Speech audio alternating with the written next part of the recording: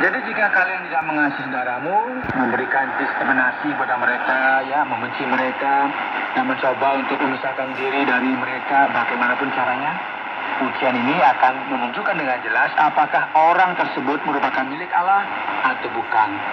Nah, penting sekali bagi kita membuat pemisahan ini. Jadi sekarang ada sebuah tes lain, saudara. Bagaimana hidup Anda? Tidak ada seorang pun yang dapat hidup bertentangan dengan ajaran Injil.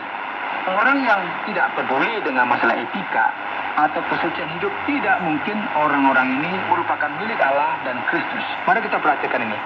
Anak-anakku, janganlah membiarkan seorang pun menyesatkan kamu. Barang siapa yang berbuat kebenaran adalah benar, sama seperti Kristus adalah benar. Barang siapa yang tetap berbuat dosa berasal dari iblis. Sebab iblis berbuat dosa dari mulanya. Untuk inilah anak Allah menyatakan dirinya, yaitu supaya ia membinasakan perbuatan-perbuatan iblis itu. Perkataan Yohanes ini sangat keras, dan mungkin ini akan menyinggung beberapa orang, karena Yohanes sangat tegas dan langsung. Jadi sekarang mengenai dosa, apakah yang Yohanes sampaikan, saudara? Dosa besar apakah yang ia maksudkan di sini? Ada kemungkinan bahwa Yohanes sedang berbicara mengenai dosa kemurtadan, yang berarti berpaling dari kebenaran dan masuk ke dalam ajaran sesat. Jika kita berbicara mengenai kemurtadan yang sama seperti yang kita bisa lihat dalam kitab Ibrani pasal 6, jadi Yohanes sangat jelas dan langsung, ia berkata setiap orang yang hidup dalam sikap seperti ini, dalam dosa semacam ini sebenarnya sedang berjalan dalam kehancuran dan sedang berdampingan dengan iblis. Setiap orang yang lahir dari Allah tidak berbuat dosa lagi, sebab benih ilahi tetap ada di dalam dia dan ia tidak dapat berbuat dosa karena ia lahir dari Allah. Nah, hal ini menyatakan kepada kita bahwa tidak mungkin seseorang hidup dalam sebuah kejatuhan oleh karena dosa, terpisah dari Allah, dan pada saat yang bersamaan ia hidup dengan Allah. Dosa merupakan sesuatu yang memisahkan kita dari Allah. Inilah tandanya anak-anak Allah dan anak-anak iblis. Setiap orang yang tidak berbuat kebenaran tidak berasal dari Allah. Demikian juga barang siapa yang tidak mengasihi saudaranya.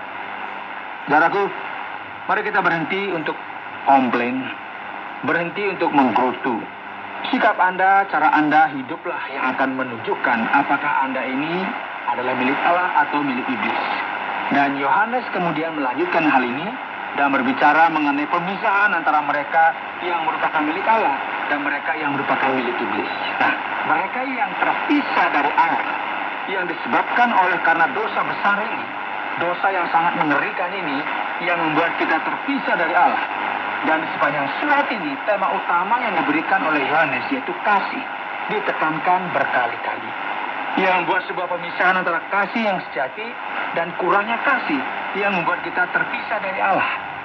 Kemudian Yohanes berkata, sebab inilah berita yang telah kamu dengar dari mulanya. Ya, berita yang sudah kita ketahui bersama, yang mengatakan bahwa daripada hidup terpisah dari Allah, hidup terpisah dari saudara kita, Allah ingin kita untuk apa? Saling mengasihi, jangan seperti Kain. Kain membunuh saudaranya. Mengapa itu terjadi? Karena tindakannya itu merupakan sesuatu yang jahat, dan tindakannya itu berbeda dengan saudaranya, yaitu bertindak dengan benar. Tentu ini merupakan sesuatu yang sangat menarik yang kita bisa lihat di sini. Masalah yang kita temui dalam masyarakat seperti ada kebencian, ya, tindakan kriminal, pembunuhan, merupakan akar dari kurangnya hubungan kita dengan Allah. Oleh sebab itu, tidak ada seorang pun yang bisa memperbaiki hati orang tanpa terlebih dahulu memperbaiki hati sendiri dan memperbaiki hubungannya dengan Allah. Dosa yang terjadi dalam masyarakat itu berasal dari dosa besar ini, yaitu apa? Keterpisahan dan pengasingan mereka dari Allah.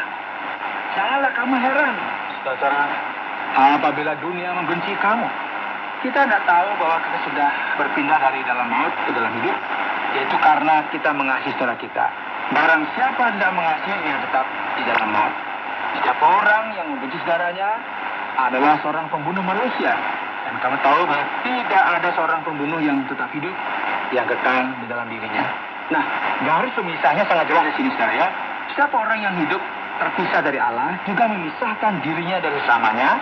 Dan jika kita berjalan dalam jalan ini, hal ini akan sangat bertentangan dengan apa yang Allah kehendaki. Orang tersebut tidak sedang berjalan dalam jalan kasih. Dan kasih apakah yang sedang dikatakan di sini?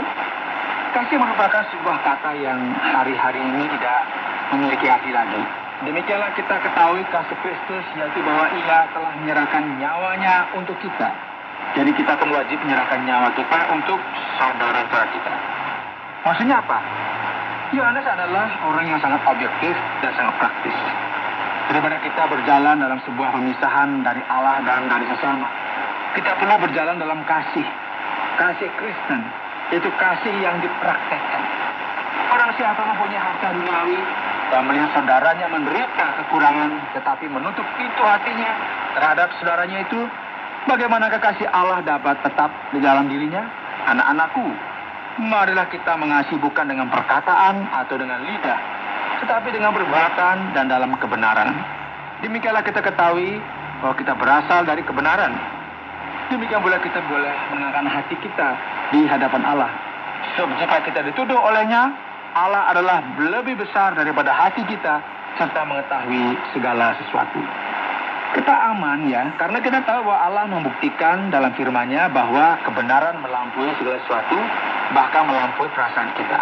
Saudaraku yang kekasih, jikalau hati kita tidak menuduh kita, maka kita mempunyai keberanian percaya untuk mendekati Allah, dan apa saja yang kita minta, kita memperolehnya daripadanya, karena kita menuruti segala perintahnya dan berbuat apa yang berkenan kepadanya. Dan inilah perintahnya itu, supaya kita percaya akan nama Yesus Kristus anaknya, dan supaya kita saling mengasihi sesuai dengan perintah yang diberikan Kristus kepada kita. Barang siapa menuruti segala perintahnya, ia diam di dalam Allah dan Allah di dalam dia. Dan demikianlah kita ketahui bahwa Allah ada di dalam kita, itu roh yang telah Ia karuniakan kepada kita. Saudaraku, Yohanes tidak sedang bercanda di sini. Ia berkata bahwa setiap mereka yang seturut dengan Allah, yang telah menerima pengampunan dan hidup baru di dalam Kristus, mereka seharusnya mengasihi sesamanya. Jadi, apakah Anda sejalan dengan Allah? Sejalan dengan kasih yang luar biasa ini, dan dalam pengampunan yang menghasilkan kemurahan hati, melakukan apa yang baik bagi orang-orang di sekitar Anda, kepada orang-orang yang membutuhkan, atau apakah Anda sebenarnya sedang ada dalam kejatuhan total, terpisah dari kebenaran dan ada di dalam dosa? Dosa besarlah yang merupakan alasan atas segala penderitaan dan masalah yang terjadi kepada umat manusia. Inilah yang memisahkan kita dari Allah dengan cara yang sangat berbahaya. Jadi mari kita memperhatikan bersama tentang firman Tuhan ini, dan palingkan hati Anda kepada Allah, supaya Anda tidak terperangkap dan tertipu dengan hal-hal ini. Anda sedang mendengarkan Jalan 66 dalam rangkaian pembahasan